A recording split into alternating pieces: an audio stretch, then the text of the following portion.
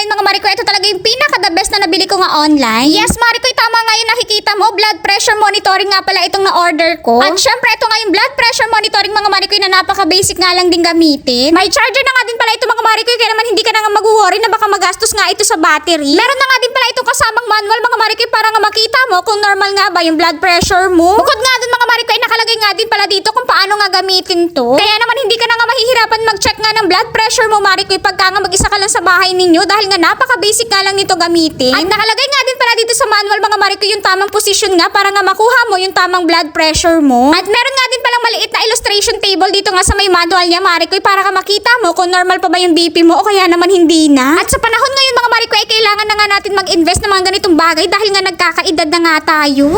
Attention please. Keep at heart level.